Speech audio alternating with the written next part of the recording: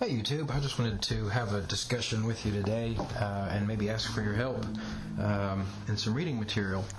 I just kind of got curious, and this is, great moments in Google front page search history, right?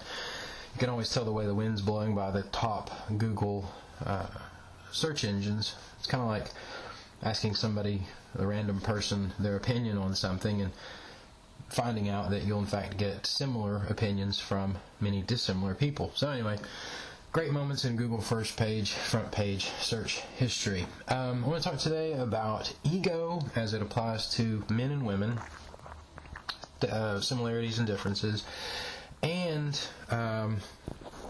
one of the most well-known myths, stories, allegories, whatever you want to call it, in the Christian tradition, the Garden of Eden, and how this might give some insight into ego.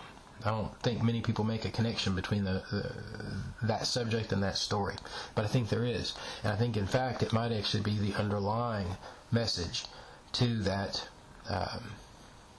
that story. Whether or not you believe it's literal or not, well, maybe there's a different approach. Who knows? Well, first we got to know what we're talking about. What is it that you think ego is? How would you define it? Well, let's look at how the dictionary defines it, because I think probably every different ego is going to have a different definition, at least in nuance or in substance to some degree. The dictionary definition of ego is definition 1, the self, especially as distinct from the world and other selves. Definition 2 is in psychoanalysis, the division of the psyche that is conscious, most immediately controls thought and behavior, and is in most touch with external reality.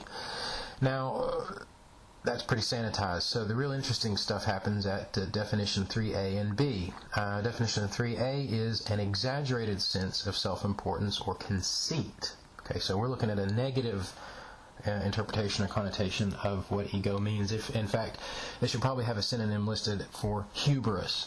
That would fit in nicely there, but it's not in the dictionary definition. 3B is what we might call a positive understanding of ego. It is an appropriate pride in oneself or self-esteem. Now, I got acquainted with this subject as it relates to women back in the 90s with the publishing of a book called Reviving Ophelia. I'm not sure that I would recommend it for anyone, but it was at least interesting. I'll give it that. And what I want to ask you is what do you see in popular culture? What do you see in available literature and research today in the modern world as regards, firstly, the female ego? And I would submit to you that what you see is, in fact, a great deal of energy and research being expended to address the female ego from the perspective of definition 3B. All of the genre, the literature, popular culture, and even scientific research done is expressly, for lack of a better terminology, intended to inflate or build upon the positive aspects of female ego. That is to say, encouraging self-esteem, finding a way to build identity, gender identity, a female understanding of oneself, sexual liberation, all these things that one might say is building of an ego, but specifically an attempt to build positive aspects of ego. I don't see really in my research anything really specifically addressing any book. And that's what comes back to the beginning of this video. If you have some recommendations, I'd love to read it, so let me know in the comments. But nothing that specifically addresses definition 3A as it relates to female ego, and that is addressing any sort of exaggerated sense of self-importance or conceit. Now, in reverse, we can see that that's almost exclusively the approach that's taken to the so-called male ego. As a matter of fact, we see the popular conception of the negative aspects of male ego which of course there are negative aspects of female and male ego. But it's important to notice which aspects and which light these egos are shown in, and the kind of egos that are illuminating these subjects.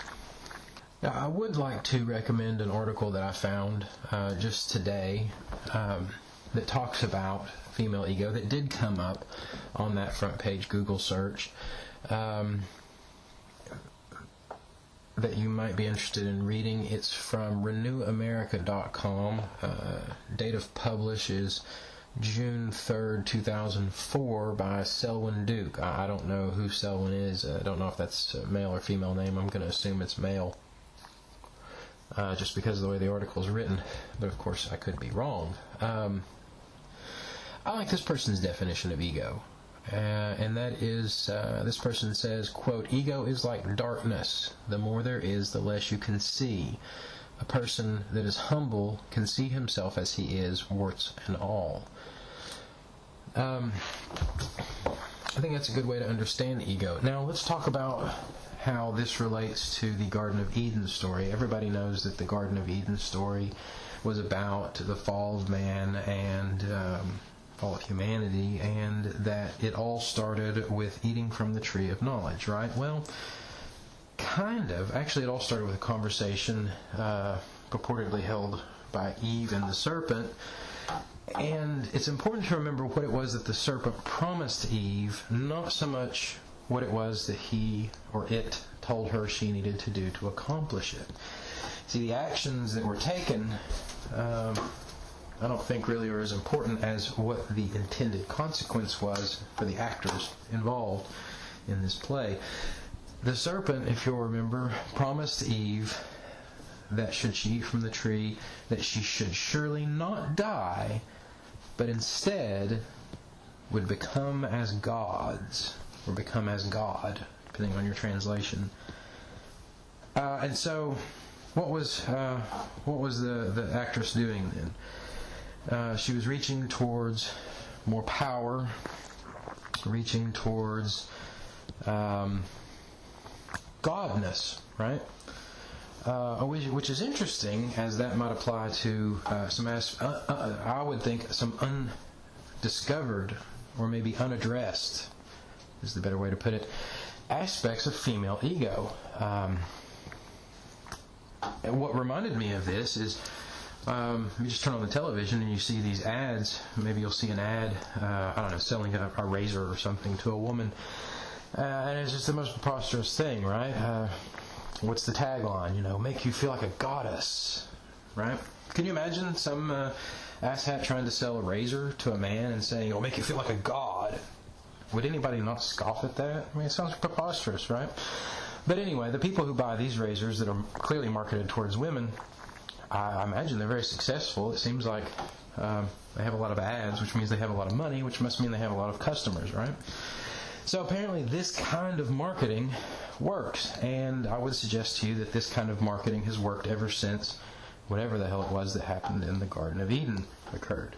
It's fact, the first marketing effort ever made towards women, you can see it in the Bible.